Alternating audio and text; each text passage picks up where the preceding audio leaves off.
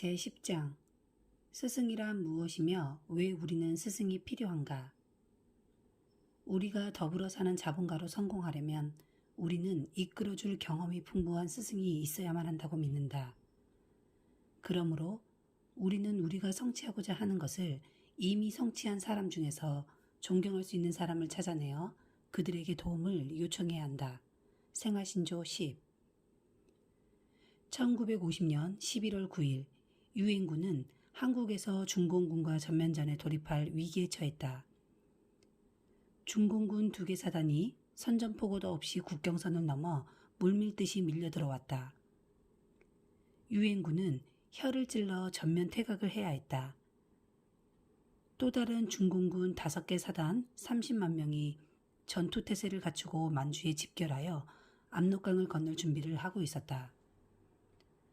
트루먼 대통령은 사태의 급진전에 놀라 미국 전역에 긴급 사태를 선포하고 모든 미국인에게 공산 제국주의와의 전투에 참가해 줄 것을 촉구했다. 간부 후보생 학교를 갓 졸업한 빌 브리트 소위는 38도선 부근의 미군 기지에서 그의 부하들 앞에 서 있었다. 모든 군대는 경계태세였죠 라고 빌은 회고한다. 그런데 그 긴장된 순간에 한국에 막 배치되어 내 부대의 새로운 부하 하나가 실수를 했죠. 그가 무엇을 잘못했는지는 기억이 안 나지만 하여튼 나는 그를 부하들이 정렬하고 있는 데서 몹시 꾸짖었어요. 그는 나와 다른 장병들 앞에서 차례 자세를 취하고 있었죠. 나는 그가 너무 황당한 나머지 눈물을 흘리며 눈을 깜빡거리는 것을 보았어요. 그러고 나서 빌 브리트 소위가 명령을 내리자 부하 장병들은 구보로 각자의 임무를 향해서 달려갔다. 그가 자기 막사로 급히 돌아가려고 하는데 산전수전 다 겪은 듯한 한 중사가 그의 앞을 점잖게 가로막았다. 소위님, 그는 정중하게 빌을 불렀다. 소위님 막사에서 잠시 말씀 좀 드려도 될까요? 빌은 막사로 들어와 책상으로 갔다. 그러고는 그 중사에게 몸을 돌렸다. 나는 상관뿐만 아니라 부하 장병들과도 매우 좋은 관계를 유지하고 있었습니다. 내가 그들을 존경했으므로 그들도 나를 존경했죠. 그러나 그 하사관은 나를 못마땅하게 여기고 있다는 눈치가 분명했지요. 소위님 하고 그는 단도직입적으로 빌에게 말을 했다. 소위님은 바로 여기에 있는 의자에서 호령하셔야 합니다. 다음번에 소위님께서 부대원이 못마땅하실 때면 저를 불러주십시오. 제가 그 부대원을 여기로 직접 데려오겠습니다. 제가 나가면 소위님은 그 부대원을 마음껏 야단치십시오. 빌은 자기가 도전받고 있다는 사실에 놀랐다. 그는 소위였다. 그러나 그 중사는 빌보다 나이가 많았을 뿐만 아니라 더 현명하고 경험도 훨씬 풍부하다는 것이 곧 드러났다. 소위님은 어디에서나 벌 주실 권리가 있습니다. 라고 그 중사는 말을 맺었다. 하지만 제가 말씀드린 것은 저의 권고입니다. 다른 사람들 앞에서 야단치시지 말고 바로 여기서 야단치십시오. 그러면 부하들은 소위님을 더욱 존경할 것입니다. 상관의 정면에서 이런 말을 하는 데는 용기가 필요했다. 그러나 빌은 그 중사가 말을 시작하자마자 곧 그가 옳다는 것을 알았고 자기가 잘못했다는 것을 깨달았다. 중사 하고 부르며 빌은 책상을 돌아서 나와 그에게 악수를 청했다. 중사 말이 맞네. 내가 미처 몰랐어. 충고 명심하겠네. 그들은 악수를 했다. 그 중사는 동료들에게 돌아가기 위해 서둘러 밖으로 나갔다. 지뢰를 제거하고 다리를 놓고 하던 그 힘든 시절에 포화의 세례를 받으며 나는 그의 실질적인 충고에 많이 의지하게 되었죠. 내가 다른 공병부대로 전출되었을 때 나는 그 중사와 함께 가게 해달라고 특별히 요청했죠. 지금 그의 이름마저도 생각이 안 나 몹시 안타깝지만 내 생애에 매우 어려웠던 시절 그는 나의 스승이자 친구였습니다. 스승이란 무엇이며 왜 우리는 사업뿐만 아니라 인생에서 성공하기 위해 스승을 필요로 하는가? 기원전 8세기 히랍의 작가 호머는 오디세이가 트로이 전쟁 직후 귀국하기까지 10년간에 걸친 모험을 그린 서사시를 썼다. 오디세이는 집을 떠나면서 그의 사랑스러운 아들 텔레마커스의 양육과 교육을 자신이 신뢰하는 친구인 멘터에게 맡겼다. 3천여 년이 지난 지금 그 이름 멘터는 현명하고 신뢰할 수 있는 조언자를 뜻하게 되었다. 오랫동안 멘터는 존경하는 스승, 현명한 주인, 직관력 있는 친구, 경험이 풍부한 교육자, 노련한 안내자를 나타내는 말로 사용되어 왔다. 만일 우리가 운이 좋으면 우리의 생애 동안 이 스승이 나타나서 우리를 도와준다. 한국 전쟁 당시 전선에 갓 배치된 빌 브리트 소유에게 스승은 용기와 지혜로 그에게 충고를 했던 그 중사였다. 여러분의 생애를 돌이켜볼 때 여러분 앞에 나타나서 여러분의 생애에 도움을 주고 일생의 친구가 되거나 아니면 그냥 사라져버린 스승에 대해 여러분은 어떤 기억들을 가지고 있는가? 나는 고교 시절 제이벤 앤델을 만났다. 나는 그를 처음 만난 순간부터 좋았다. 그는 총명하고 착실했으며 항상 긍정적이었다. 우리는 둘 다 자신들의 사업을 시작할 꿈을 가지고 있었다. 태양이 장렬하던 여름, 내게서는 브루클린의 소화전에서 쏟아져 나오는 물처럼 아이디어가 쏟아져 나왔다. 제이는 이를 통제할 줄 알았으며 의문을 제기하고 암시를 던지고 우리들의 에너지를 한 방향으로 집중시키는 것을 알고 있었다. 우리는 동업자이자 가장 절친한 친구가 되었다. 거의 50년간에 걸친 우리들의 성공 혹은 실패에 대해 제이는 내게 똑같이 공을 돌리겠지만 그는 현명하고 신뢰할 수 있는 조언자이며 친구이며 스승이었다. 나는 우리의 우정에 대해 앞으로도 항상 기뻐하며 감사하게 여길 것이다. 스승은 중요한 전통과 삶을 이루는 이야기들을 지켜주는 파수꾼이다. 앞으로 할 이야기들은 우리의 개인적 성장뿐 아니라 우리의 목표 달성에 꼭 필요한 이야기들이다. 빌 브리트의 할머니는 여러 재능이 많았으며 특히 빌 브리트가 7살이 되던 해 그의 스승이 되었다. 나의 아버지는 알코올 중독자였습니다. 라고 그는 말을 시작한다. 아버지는 술이 안 취했을 때는 참 선량한 분이셨으나 일단 술이 들어가면 모든 것이 변했죠. 아버지는 가족을 엉망진창으로 만들었어요. 우리는 다음에는 또 무슨 일이 일어날지 몰랐어요. 어느 일요일 할머니는 모자와 장갑을 끼고 우리 집에 오셨어요. 할머니는 내 손을 잡고 나를 감리교 주일학교에 데려가셨어요. 내가 하나님을 영접하게 되면 좋겠구나 하고 할머니는 말씀하셨죠. 나는 그날 처음으로 나의 또 다른 아버지인 영원한 나의 스승이자 친구가 되실 하늘에 계실 아버지에 대해 처음으로 알게 되었습니다. 때로는 우리들의 부모가 가장 훌륭한 스승이 될 수도 있으나 어떤 때는 그렇지 못할 때도 있다.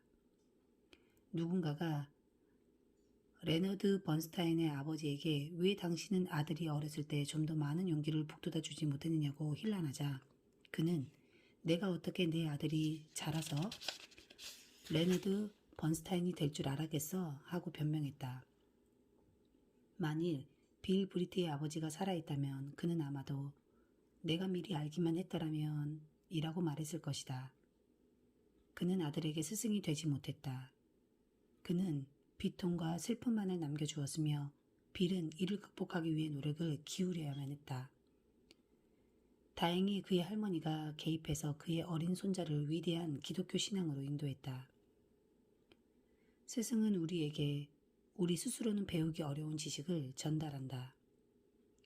스승이 없다면 우리는 시대가 바뀔 때마다 인생의 수레바퀴를 처음부터 다시 굴려야 한다. 우리는 스스로 행함으로써 필요한 것을 배우게 된다라고 아리스토텔레스는 말했다. 우리가 무언가를 하는 도중에 배우게 된다는 것은 사실이다. 그러나 스승은 그가 했던 똑같은 실수를 우리가 되풀이하지 않도록 할 수 있다. 스승은 자신의 지식으로 우리를 다른 사람보다 앞서게 할 수 있으며 우리가 경쟁에서 우위를 유지하게 해주며 우리의 지식을 확장시켜준다. 훗날 로마 카톨릭 추기경이 된 프란시스 스펠만은 8살 때 아버지의 식료품 가게에서 일을 거들었다. 아버지가 어린 스펠만에게 해주었던 충고는 영원히 그의 마음속에 자리잡게 되었다. 항상 너보다 현명한 사람들과 친하게 지내거라 라고 그의 아버지는 아들에게 말했대.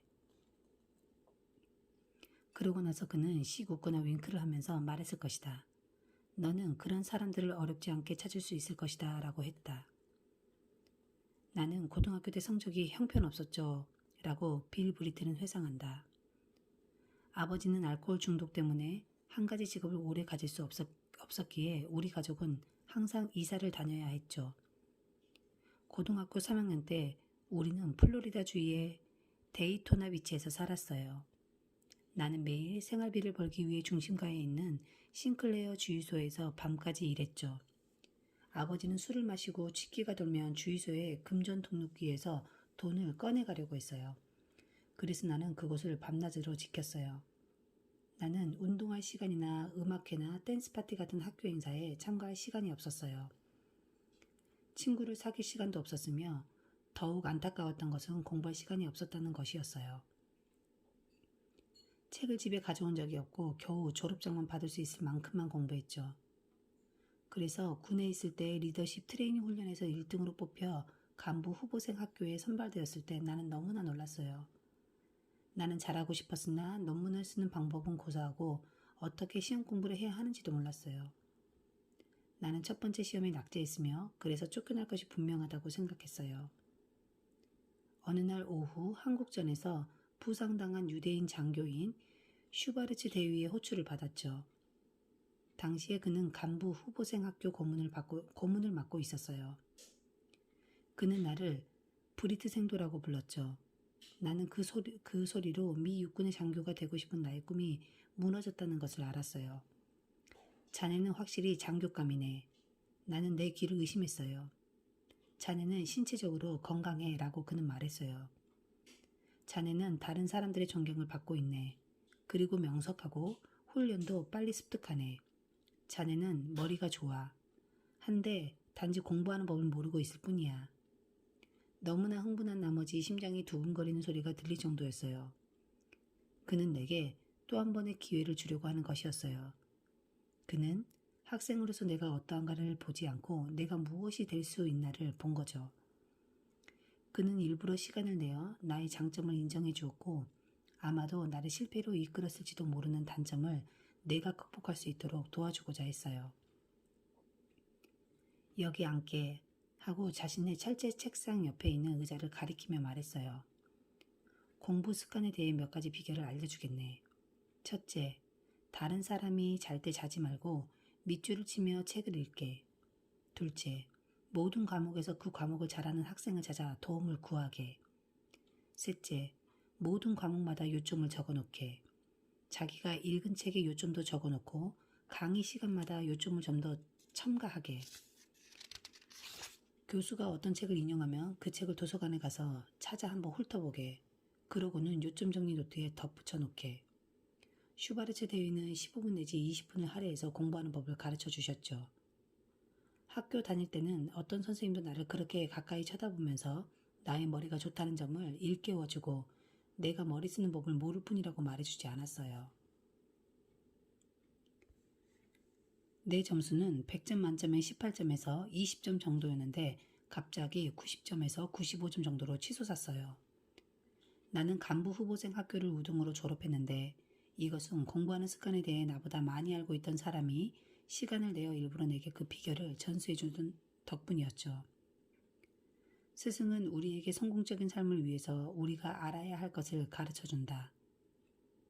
소크라테스는 그 자신을 마음으로부터 지식과 지혜가 탄생하도록 도와주는 산파로 묘사했다. 마음속에 꿈을 품고 있는 자신을 한번 그려보라. 스승은 당신 옆에 지키고 서서 당신의 꿈을 끔찍한 상고를 겪는 동안 당신 옆에 서서 당신을 편안하게 해주고 호흡하는 것을 도와준다. 스승은 그 꿈이 산실 밖으로 나와 햇빛을 볼 수 있게끔 도와준다. 또 스승은 마치 산파가 갓 태어난 아기에게 하듯 당신의 꿈을 거꾸로 들어올려 엉덩이를 두들겨 생명을 부여한다. 그러고 나서는 갓 태어난 꿈을 당신 팔 위에 놓고 미소 지으며 또 다른 진통을 겪고 있는 사람들에게로 간다.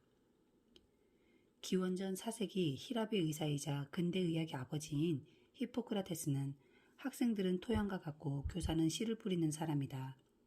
적시에 씨를 뿌리는 것은 교사의 임무이고 부지런한 학생들은 그 밭을 가꾸는 것이다.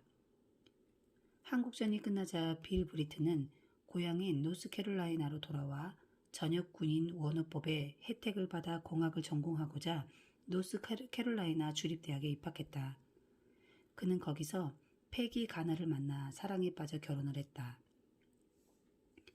졸업 후 빌이 가진 첫 번째 직업은 노스캐롤라이나 주랄레이시의 시정 보좌관이었다.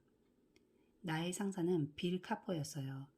그는 남부의 가장 커다란 도시 중 하나인 랄레이시의 시정을 맡아보고 있었죠. 그는 거의 매일 나를 자기 사무실로 불러서 그의 커다란 책상 뒤에 기대 앉아 내 눈을 쳐다보며 큰 소리로 빌, 오늘은 무엇을 배웠나 하고 물었어요. 오래전에 나는 내 자신에게 그와 같은 질문을 던진 적이 있었죠. 내가 이 위원회에서는 무엇을 배우며 이 계획서에서는 무엇을 배우나. 복도에서 마주친 동료로부터는 어떤 새로운 정보를 얻고 저 예산안에서는 어떤 새로운 정보를 얻고 있나. 빌 카퍼는 내가 시정 담당관으로 성공할 수 있게 되길 바랬어요.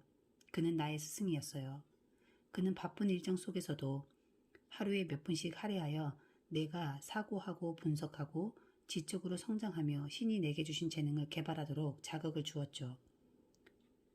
스승은 가장 사랑하는 사람에게 가장 많이 가르쳐준다.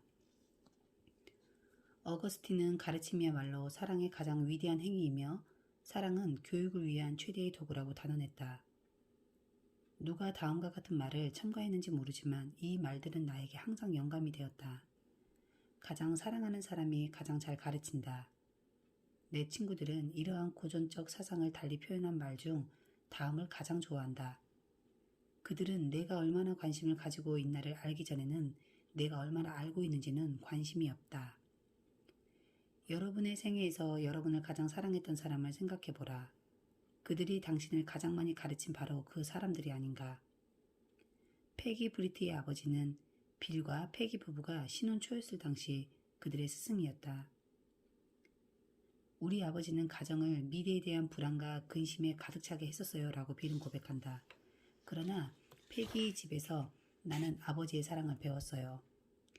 장인은 랄레이시에서 냉장고 및 냉동고 서비스 센터를 하고 계셨어요.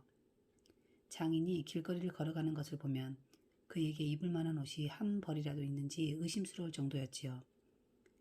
자기 자신에게 돈을 쓰는 일 없이 항상 가족에게 돈을 썼어요. 처가에서는 누구나 할 일이 있어 바빴지만 장인의 부드러운 미소와 집안에 들어서는 누구에게나 스며드는 사랑이 가득한 분위기가 있었습니다. 장인의 사무실은 집안에 있었어요. 밤낮 없이 식당이나 식품점에서 냉장고가 고장났다는 전화가 걸려왔어요. 장인은 장비를 조그만 트럭에 싣고 다녔는데 마치 24시간 왕진하러 다니는 의사와 같았죠. 장인은 낮에는 정육보관창고나 아이스크림 냉동고를 수리하러 혼자 달려갔죠.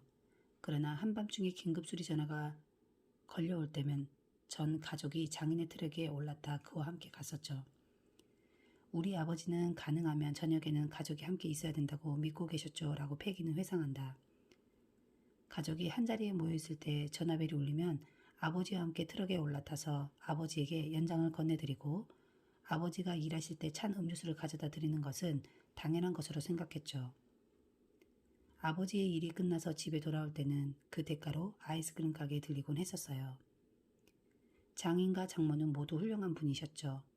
두 분은 그들의 사랑을 우리 부부에게 전해주셨어요.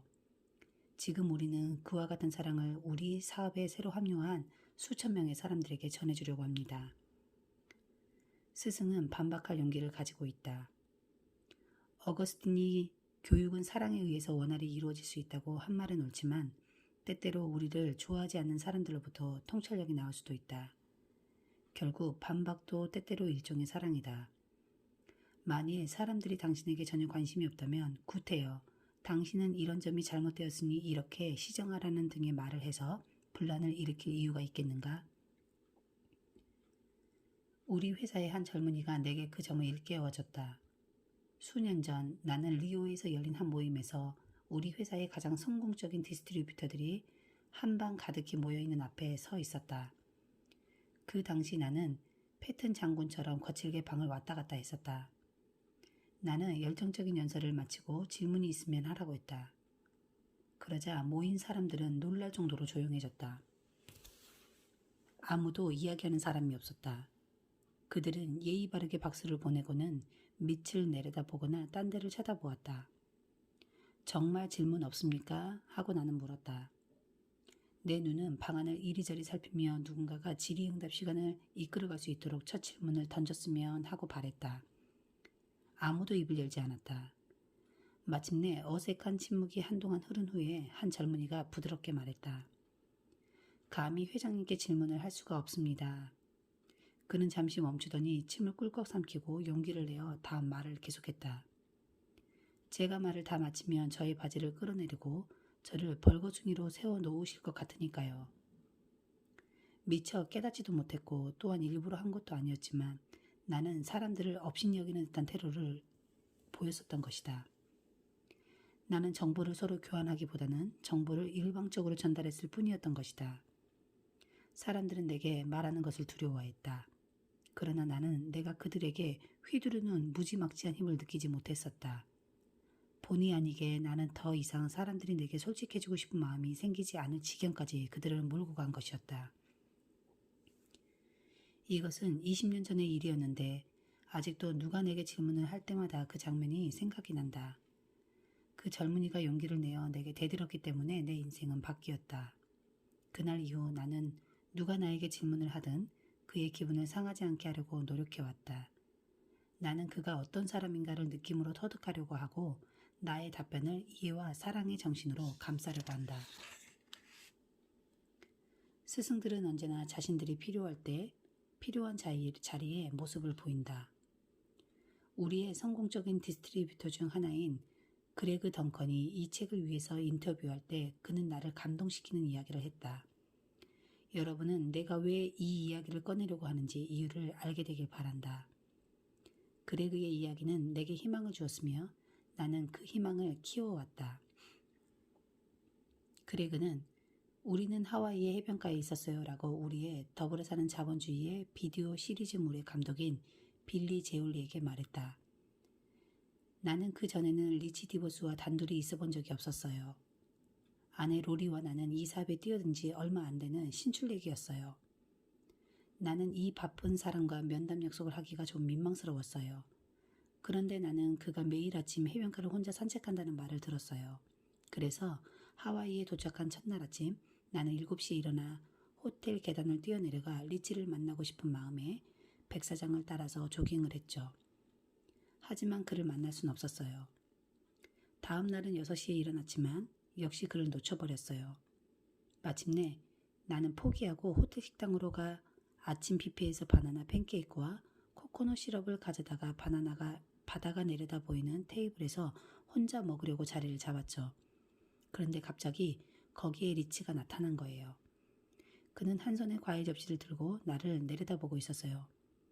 안녕하십니까 그레그 씨 하며 그가 말하더군요. 그는 내 이름을 기억하고 내 눈을 똑바로 쳐다보고 있었어요. 합석해도 되겠습니까? 나는 그때 28살이었으며 로리와 나는 이 사업의 신출내기였죠. 리치가 나를 기억할 아무런 이유도 없었으나 그는 나를 기억해줬어요. 나는 사업에 대해서 많은 질문을 했어요. 나는 리치 디보스가 대답하기를 미처 기다릴 틈이 없었죠. 대신 그는 내가 말을 하도록 했어요. 우리는 45분간 식사를 했으며 그는 거의 말을 하지 않았어요. 그는 단지 질문만 좀 했어요. 그는 내가 스스로 문제를 해결할 때까지 질문만 조금씩 했을 뿐이었어요. 그는 내게 지도자는 남의 말을 들어야 한다는 것을 가르쳐 주었으며 가장 훌륭한 스승은 답을 잘하는 것이 아니라 묻기를 잘한다는 것을 가르쳐 주었어요. 리치는 그날 나와 헤어지기 전에 결코 잊을 수 없는 충고를 내게 해줬어요. 그렇게 젊은 나이에 성공하게 되면 자칫하면 자기 만족에 빠져 현실에 영원히 안주하기 쉽습니다. 라고 경고했어요. 그러고는 내 마음속에 영원히 영향을 주는 꿈을 심어주었죠. 수년 후 리치 말이 사실이라는 것을 깨닫게 되었어요. 그는 내게 다음과 같은 조언을 했어요. 꿈이 실현되면 항상 그 꿈을 좀 더 큰 꿈으로 대체하세요. 그러면 그 커다란 꿈으로 인해 당신은 일생 동안 생동감 있고 흥미진진한 기분으로 살아갈 수 있을 겁니다. 브리트는 한국전에서 만난 스승에게서 배운 덕분에 우리 회사 역사상 가장 위대한 스승 중 하나가 되었다. 브리트의 판매망은 노스캐롤라이나주 더햄에 있는 브리트 플라자로부터 미국 각 주뿐만 아니라 전 세계의 10여 개국에 흩어져 있다. 그와 패기 브리트는 불과 $30의 생필용 공구를 가지고 사업을 시작했다. 그들은 스승이 될 수 있었던 자질을 발전시켜 수백, 수천, 수백만의 사람들을 이 사업에 끌어들였다. 빌 브리트는 자신의 스승 역할을 아버지의 힘이라고 부른다. 이 사업에서 우리는 그것을 아버지와 어머니의 힘이라고 부를 수 있을 겁니다. 우리와 같은 상부 구조의 아빠, 엄마는 하부 구조인 아들, 딸의 부모 역할을 배워야만 합니다. 우리는 좋은 부모님들처럼 우리의 아들, 딸이 자라서 동료가 되고 더 나아가서는 우리를 넘어서기를 바랍니다. 우리는 기억해야만 합니다. 부모의 영향력과 마찬가지로 우리들의 영향력도 세대를 통해서 계속됩니다. 구약의 출애굽기에서 모세는 우리는 우리의 자식들뿐만 아니라 4대 손자에게까지도 우리의 사랑을 보여줄 수 있다고 상기시킵니다. 우리가 우리의 아들, 딸을 사랑하고 그들을 우리의 사랑이 가득한 본보기를 통하여 가르칠 때 그들 또한 그들의 아들, 딸을 사랑하게 될 겁니다. 이 사업에서 우리의 손자들과 증손자들은 마치 우리가 그들 부모를 사랑했던 것처럼 사랑을 베풀고 우리들의 커다란 꿈을 넘어서 사업에서 성공을 하게 될 것입니다. 그러면 우리는 편히 기대한 자 경이로운 눈으로 이들을 쳐다보게 될 것입니다. 우리들에게는 대부분 부모가 첫 번째 스승이다. 부모가 우리에게 물려주신 것을 우리는 자녀들에게 물려주고 그들은 또 우리의 손자들에게 물려주며 계속해서 후세에까지 물려주게 된다. 스탠 에반스의 아버지는 농부였다. 스탠은 자신이 이 사업에서 성공하도록 이끌어준 아버지를 스승으로 평가한다. 농부들은 장비를 서로 바꿨습니다. 우리의 이웃들은 농사가 시작될 때면 아버지의 파종기를 빌려갔고 우리는 추수되면 이웃의 수확기를 빌려왔죠. 때로는 아버지의 농기구가 녹슬고 부서지고 연료가 다 떨어져서 되돌아올 때도 있었죠. 하지만 우리는 농기구를 다 쓰고 되돌려 줄 때 항상 처음보다 더 좋은 상태로 만들어서 되돌려 주었습니다. 사리에 맞는 일만을 하지는 말아라. 관대한 일을 해라. 그러면 너의 이웃은 그 점을 결코 잊지 않을 것이다 라고 아버지는 말씀하셨어요. 빌려준 농기구가 파손되어 되돌아오면 아버지가 고치셨어요. 기계 상태가 나쁘면 아버지는 기계를 분리해서 수리했어요. 벨트가 낡았으면 교체했고 타이어가 펑크 났으면 새 것으로 갈아 끼우셨죠. 물론 관대하기 위해서는 아버지의 돈을 써야 했어요. 그러나 결국에 아버지는 관대함은 사람들에게 경제적 이득을 가져다 주었어요. 내가 이웃 사람들에게 그들에게 빌려 쓰는 농기구의 사용료를 내겠다고 하면 그들은 항상 괜찮다고 했다. 그래서 나는 농기구를 되돌려 주기 전에 수리하고 연료를 넣고 기어를 깨끗하게 하는 것이 감사를 표시하는 방법이라고 깨닫게 되었지. 보통 사람들 같으면 기름을 치거나 진흙을 물로 닦는 정도였을 게다 라고 아버지는 설명하셨어요.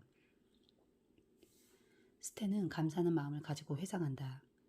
아버지는 솔선수범을 보임으로써 다른 사람의 기분에 관해 생각하는 것이 어떤 것인가를 가르쳐 주셨죠. 그것은 상대방이 내게 해줬으면 하고 바라는 것을 상대방에게 해주는 것입니다. 나는 그 규칙을 내 가족과 이 사업에 몸담은 사람들에게까지 물려주려고 했습니다. 결과는 우리 모두에게 이익이었습니다.